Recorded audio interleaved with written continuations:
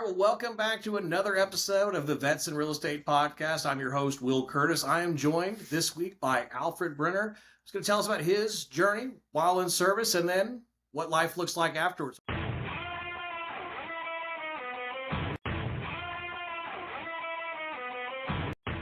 So, Alfred, welcome to the show, and thank you so much for joining us.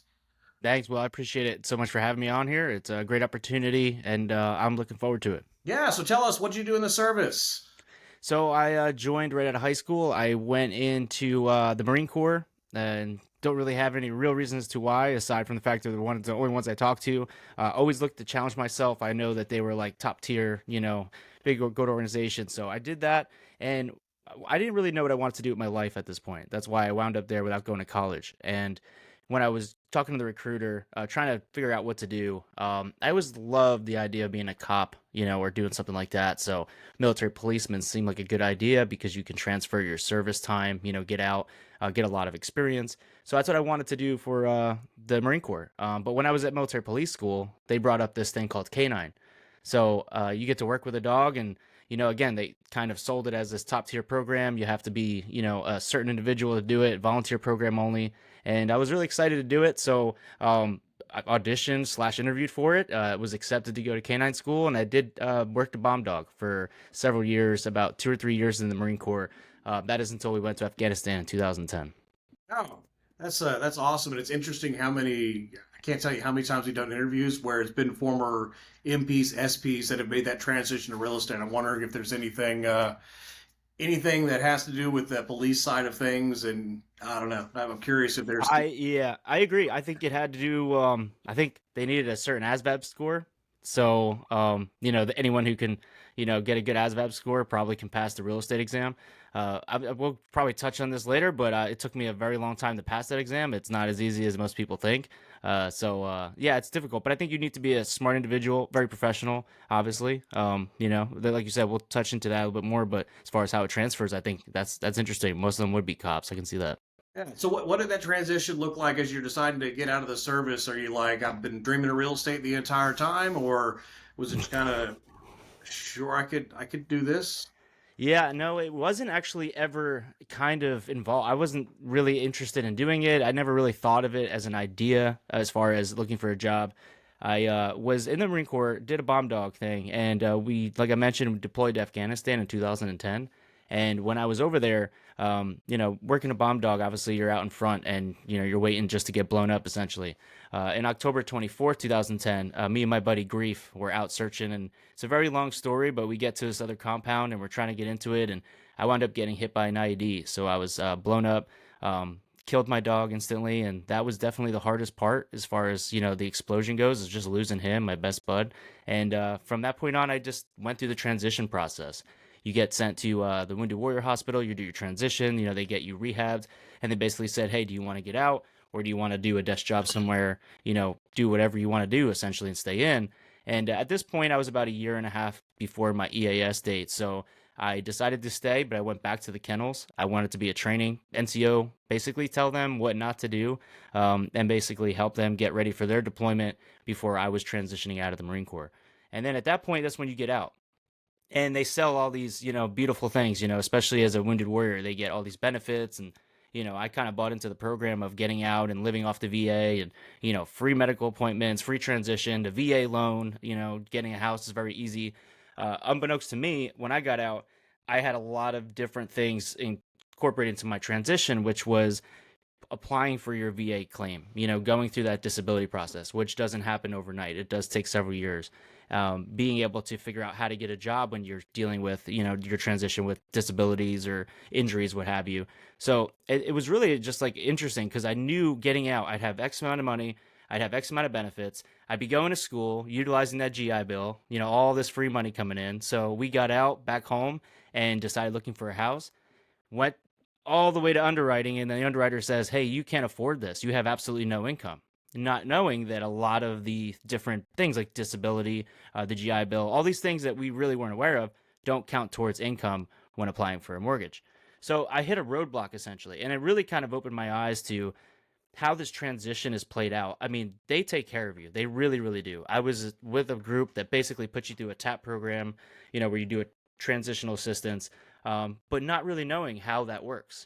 Just even looking for an agent. You just see it on Zillow, you call up somebody and you show up, and next thing you know, you're working with this person.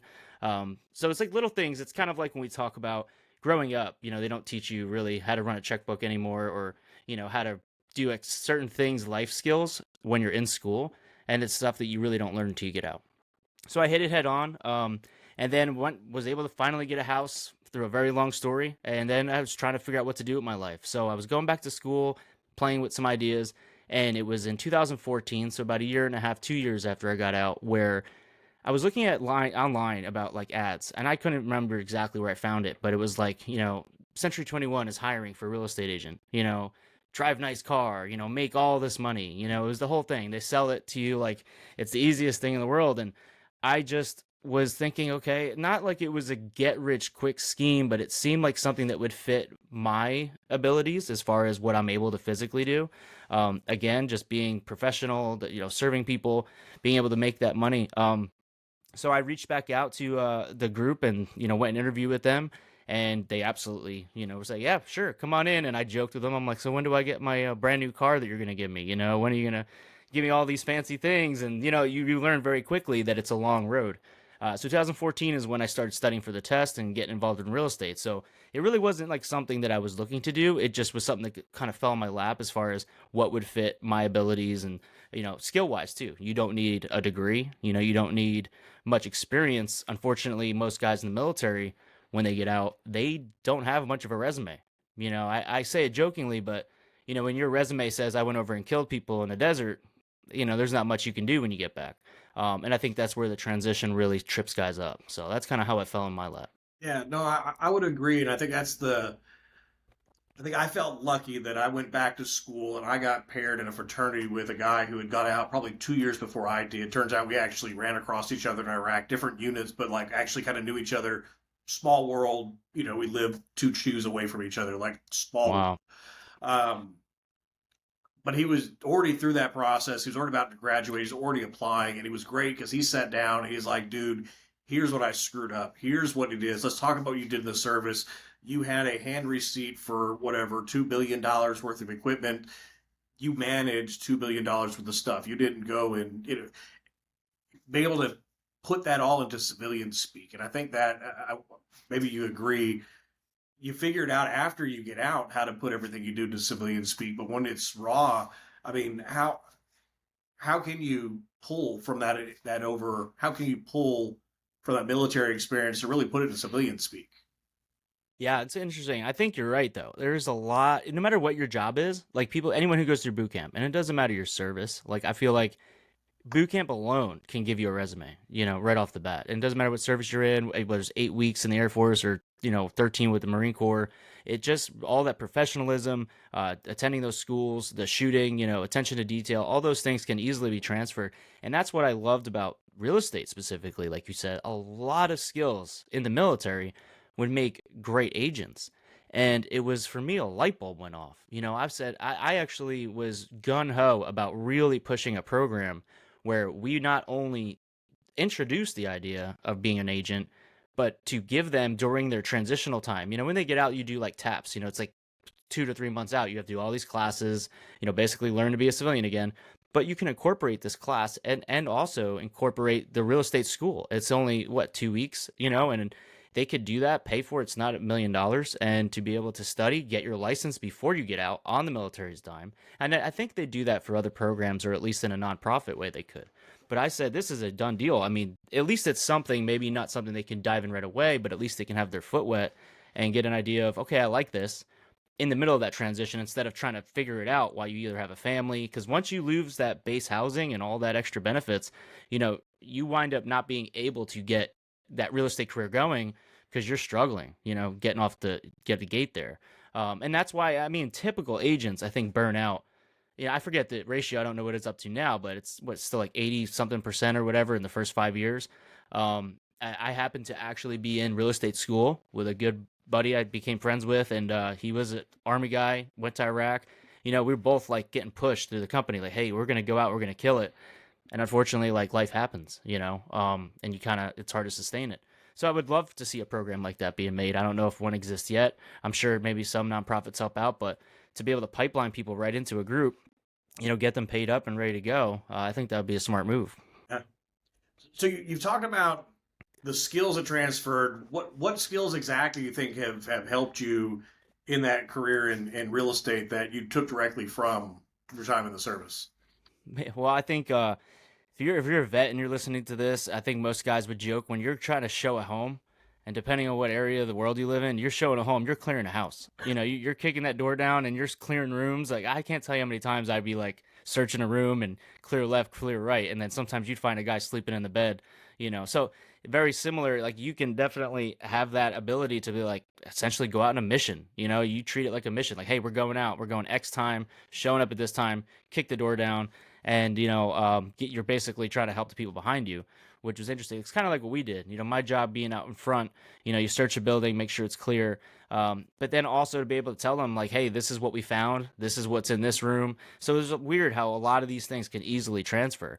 For instance, I think it was something we all learned, especially with the ID threat. But with us, it was huge as far as picking out different things that stood out. Markers, anything out of the ordinary that might be a threat when you walk into a home, you can talk about how they can argue about the paint colors all day long, but unless you're picking out things that they may not be able to see, I think that is a trait that military guys 100% get ingrained into.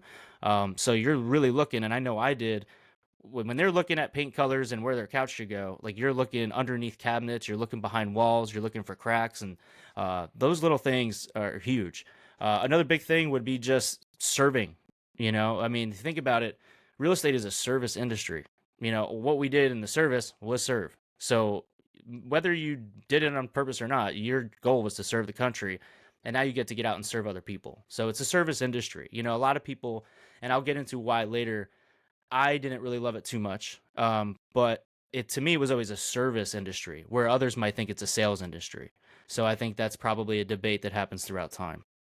I like what you've said, and as we've done, I can't remember how many interviews we've done now. That's one of the traits that we keep seeing come over and over and over and over again is that a lot of folks will struggle early on thinking of it as a sales role, or they can't quite figure out because they just don't feel like the camaraderie is different coming out of the military.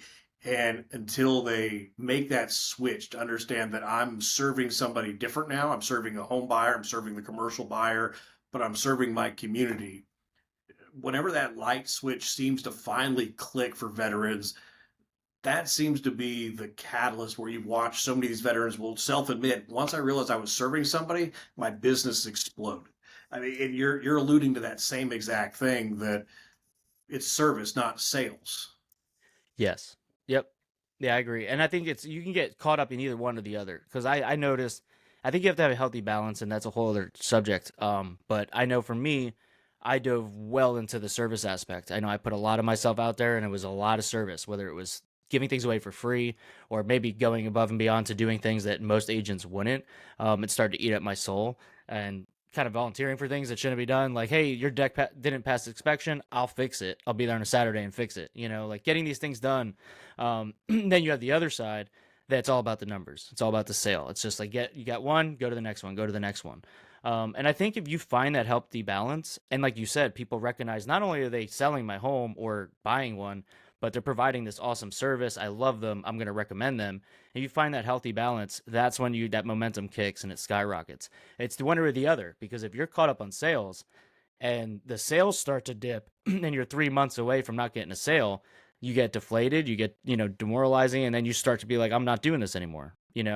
And then in the other side, it has the flip side of that coin is that if you have too many sales and then you get addicted to it, then that service part goes away a little bit. Now you're just caring about the money and you're on to the next one. So I'd say it's a healthy balance. I think a good mentor and leader can probably help somebody be able to realize, hey, how did you do? Did you reach out to them when, after the sale to see how they were in the home?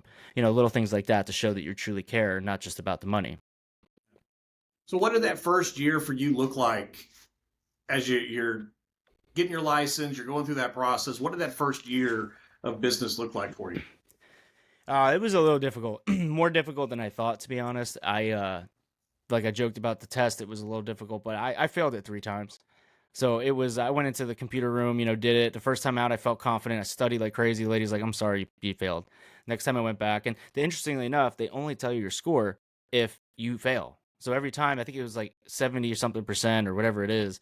And I would always get like one or two away from it. And then after the fourth time, and then at this point, you're like, I don't want to do this anymore. But like, I think I went in for the fourth time, sat there, and at this point, I'm just throwing it out there. She goes, congratulations, you passed. And that was a long road, about a month of studying, getting it done. And then you get into the real life. So like, just like every test, it's not like real life, and then you have to learn. I had great team. I worked for. Are we talking about companies on here? Or you even Yeah, need to? that's I fine. know most people Absolutely. did. Yeah, I worked for Century 21, and it was called Action Plus Realty. They're still around, huge company now, all over New Jersey. But they were very big, especially on the vet side. But they're very helpful. They pushed it. Mentors were great. And it was interesting. Obviously the first month or two, you just sit at a desk. You're sitting. You do an open house or two. You're sitting floor time. But the very first sale I got, the first listing I ever got, it had nothing to do with real estate. And I think this is something that I try to tell people all the time is like, if you're out constantly looking for a sale, you may never find one, because you're going to be like, oh, I got 10 people in an open house. I'll bug them and then nothing. And then you get upset. Go out there, live your best life essentially, and make a difference in someone's life. And then that's how you build that relationship, because you need to have that rapport. They need to like you before they know anything about your stuff.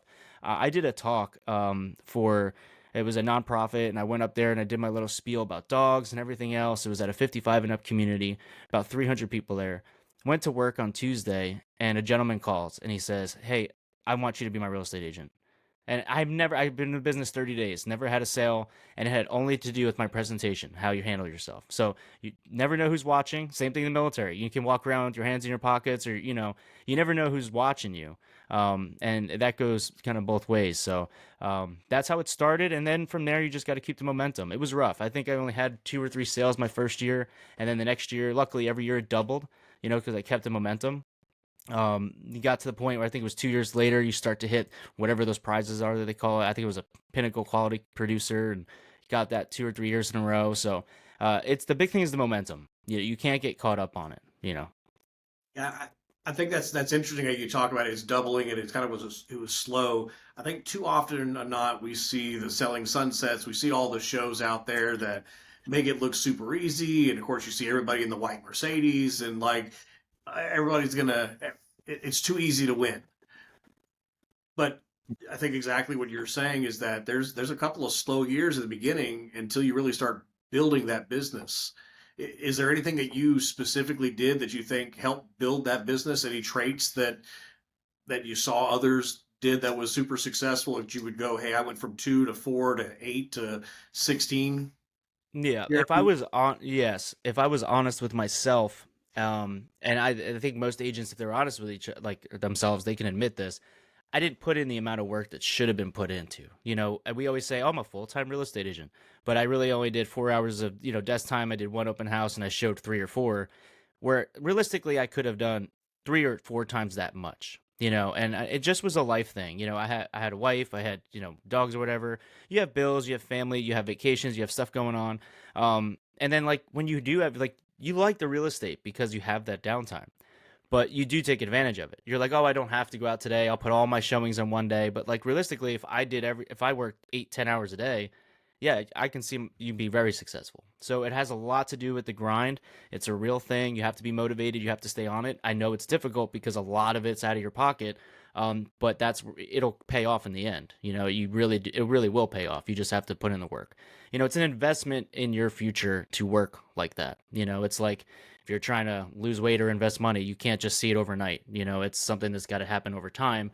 And if I was very honest, I could have done a lot better if I was constantly working more. But you have to be okay with that. You have to be like, okay, I can live this way. I can do two or three sales a month.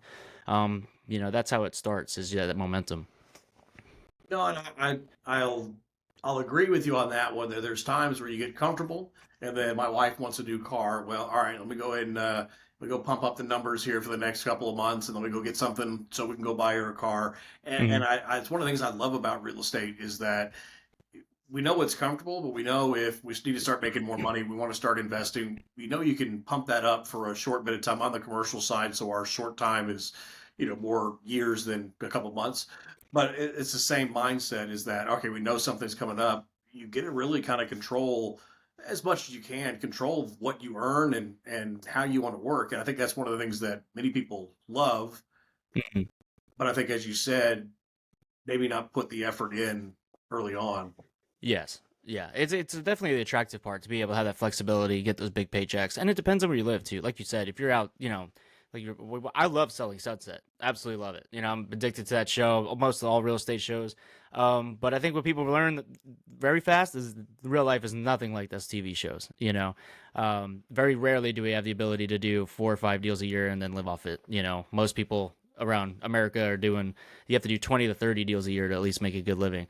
So yeah, it's being realistic with yourself, being honest. I think with yourself, like I said, if you didn't have a good month, it's mostly because of you, and then you just gotta be honest and say, hey, look, maybe I have to do it in a couple more hours. Like you said, wife wants a new car. It's okay. Well, I know I got to go into work.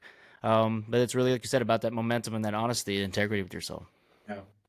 So have you found as you've kind of started building your business that you're naturally attracting more veterans, or is it just kind of happening to you, or do you not work with veterans really all that much in your market?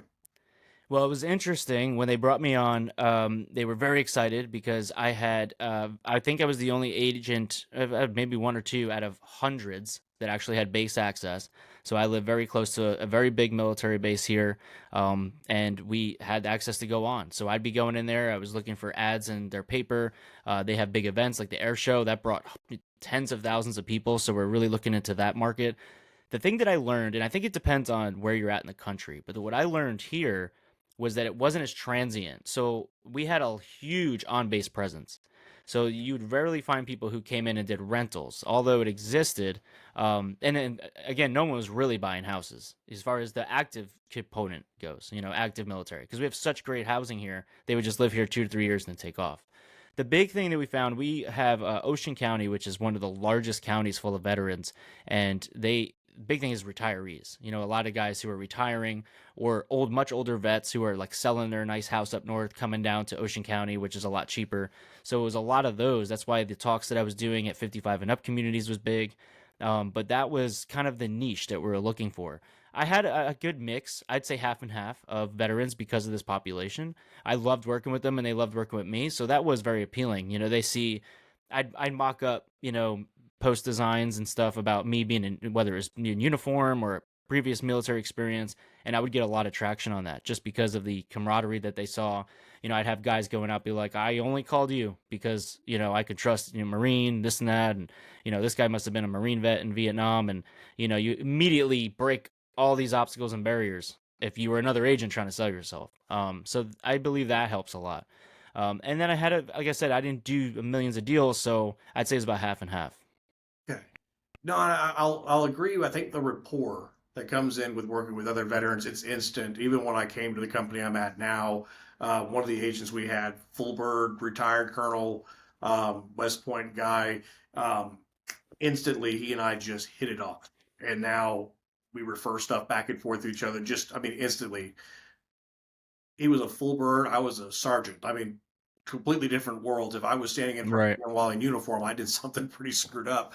But drastically different. It didn't matter the fact that he was almost a general, and I almost Oh my gosh. Yeah, now. and it was cool probably calling him Tom or something too, right? Like Yeah, so by his yeah, first name. drastically different. But yet the rapport just so quickly, even between officer and enlisted, um, was just fascinating that it's so quick and easy to build that level of trust and rapport simply for wearing a uniform. Yes, sir. Yep. So as you've kind of been at this a little bit, is there anything as you kind of look back at how you started, other than maybe putting more hours in early on? Is there anything that you wish you'd have done maybe a little bit differently? Yeah, I think like you said, the more hours thing, working harder. I would say treating it more like a career instead of like a side hustle or side job. Like I said I was a full-time agent and I did. I was able, due to my retirement and the money coming in, I was able to dedicate most of my time to this. Um, but I was always, I guess, suffering from the idea that I had so much leeway, free time, right? We come from a place of structure. So this is maybe the only skill that might hurt a lot of guys. You coming in 6 o'clock PT, you're going to this mission, you're doing this. So that structure, that lack of structure, I'd go into a Tuesday office meeting, love it. We'd have a meeting like break, we'll see you in a month, and then you have all the flexibility in the world. And sometimes, especially during that time of my life, the couch was closer than the car, so like we were very, it's definitely a struggle. I think looking back, if I did it now, I think it would be different. Yeah, I think I'd try to treat it differently. I keep getting calls like, "Hey, you want to get back into it? It might be good." And I like getting to the end of my career in real estate. The problem was we were talking before about too much service or too much sales. I dove so much into the service side of it that it just really ate at my soul. You're on vacation and I couldn't afford an assistant at the time, so you're constantly on the phone, and I couldn't create those boundaries. It's 9 o'clock at night, and the parents are getting divorced, and it's your fault, and it's there was a lot that I took on, and it was very difficult to separate the two. And between that and once we hit the COVID stage, with the market as it jumped like crazy, I started to really like it really kind of got at me, and I had other things going on as far as like working on some side projects. And I felt like I no longer could dedicate all of myself to it because, like I said, you're either in or you're out. And I think that's why a lot of them dip down, or you do the one sale a year because you're living off of someone else's income. That's fine too. But I was at a tipping point, and so that's when I decided to try to transfer just to referral status because I'll still get calls, and that's another awesome thing too. I would never recommend you drop a license. I mean, you pay an extra couple bucks every year or two, and it pays off. And at least you're still got some skin in the game if you ever decide to change your mind. But that's kind of what happened to me, as far as that goes. So looking back, I wish I was able to treat it more like a career, dive into it, and really focus because it's a very, very successful business if you put yourself into it. Yeah, absolutely. So you sat down and actually wrote a book. Yes, sir. So Yep. tell us about that. Yeah, so it was like I said, over the last several years. I retired in 2012. I was injured in 2010. When you're in therapy, they basically say, hey, if you can, write down your feelings about the incident, see if you can remember anything. I was able to remember, God willing, everything about the explosion, from the time I got grief to basically getting out of the hospital. And I wanted to share a story where people can really just kind of appreciate the military on a level that might not be so hard to understand. We were just normal young men and women who go over there and trying to struggle through a deployment. And with me, I was able to have a dog. Unfortunately, I lost him, so a lot of it has to do with losing somebody and the feelings of those. But when I got out, I started toying with the idea of doing the book because the therapist was like, hey, this story that you wrote about the incident is great. You should write a book. So I kind of played with it for several years in between real estate and kind of played with the idea of doing it. But then once COVID hit, we're all locked at home. I kind of dove into it. And then in 2023 is when I released the book. It's called Surviving with Grief. So I was able to finally get it done. And now I'm just kind of full fledged into that, trying to get that word out for it. So for those real estate agents that are transferring, and I think that guilt coming out. I know for me, absolutely. I remember I got out. That next deployment, my unit went back out and they got hit hard. And I know for me, the guilt and all that was absolutely there, and dealing with, knowing that not everybody, came back at least in the same form or fashion they came through. My experience isn't unique as we've talked to veterans. That's a typical struggle. What advice would you have, kind of based off of what you've seen? How does that newly transitioning veteran who's dealing with leaving, having loss, how do they handle that? It's all about being involved. It's so much easier to be secluded and kind of like cocoon yourself. That those feelings I suffered with it too. Those feelings of like I'm not worthy enough. Like I wish I was doing more. You know, when I was doing real estate, it did give me that purpose. That there was those fine things, but you have to really take chances. I didn't want to do real estate. I never had an idea to do it. When I spoke with them, they kind of proposed the idea, and I said, you know what, let me give it a try. And there were certain things that I could relate back to the military. So you'll be surprised. But a lot of us live with this. It'll never be the same. Like I'm not making as big of a difference as I did make, but you're right. It'll never compare to what you did do. It's all about like what you're gonna do next. So even if it's the smallest thing as like getting someone a sale on a house or like getting that last minute showing or, picking up the trash before an inspection, you're gonna make a difference in that person's life. And you need to basically say, hey, look, this is as much as I can do. I'm doing the best I can. It's just a sense of community. Try to reach out. I've done it a couple times where like you might see some name or you think of somebody, be like, I don't want to reach out to them. They might be like having a better life than me, and I don't want to look like a loser. But like, just reach out because I guarantee you, no matter what you both got going on, you're gonna love to hear from them, and you won't regret it. So stay connected and try to reach out to those old guys. And talk more. I do it all the time now. I see a guy with a vet hat on. Say thank you, welcome home, and he'll give you the biggest smile in the world and ask you a couple things. You might get stuck in a war story or something in the grocery store parking lot, but it'll make your day and his day because that's that camaraderie we all miss. Yeah. No, I absolutely agree. I did it the other day with I was getting on an airplane, old Vietnam hat, and I was like, "Hey, welcome home." And the dude was like, "Thank you." He stood up, tried to shake my hand. I was like, I Yeah, got to sit down. We're trying to board a plane." But you're absolutely right. Like the yeah, camaraderie there is so quick and so easy to happen from all that. And again, just talking to him as well. I think it's absolutely. Um, just important. It really is yeah. therapeutic when it comes to all those things, and even surrounding yourself with other veterans that may or may not understand exactly what you went through, but having that camaraderie. My best friend's a Marine. He was a admin guy. Never saw anything. Didn't he never deployed. Totally polar opposite career of one another, but yet just the fact that we could communicate on such a different level has been such a huge help to the mental health, I think, aspect that I think many veterans that come out um, don't want to deal with. They don't want to admit something's wrong. And I think the military is a prime reason why you don't tell them anything's wrong, because then you're non-deployable. Then you're not a real soldier, not a real Yes. Marine or Sign what. of weakness. Yep. Absolutely. Yep. And I think it takes some time to transition to find that's okay. I'm assuming you found something similar to that as well. Yes, yeah, it was that transition's tough because you don't know what you're gonna do. And like you said, as far as like that sign of weakness, like it doesn't, look good on you. It's hard to admit that you got maybe some issues or things going on. And the first thing that I've learned is like going back to the whole honesty integrity thing is you got to be honest with yourself first. Like you can't be honest with other people unless you're honest with yourself. So if you're feeling off or feeling down, be like, hey, something's like off, and it may not be your wife or your mom or dad. It could be like your buddy. Like I said, pick up the phone. There's at least one person that you still have, and just start with that.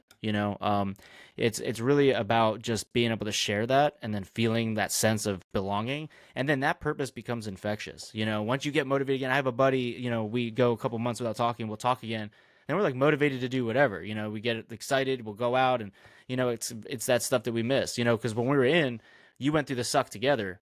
So if you got something crappy going on, tell them about it. You feel like you let it off, and then you can go out and you could go run a mile or get to work or get that next sale. No, and I think that distance, it, it's almost like it never happened.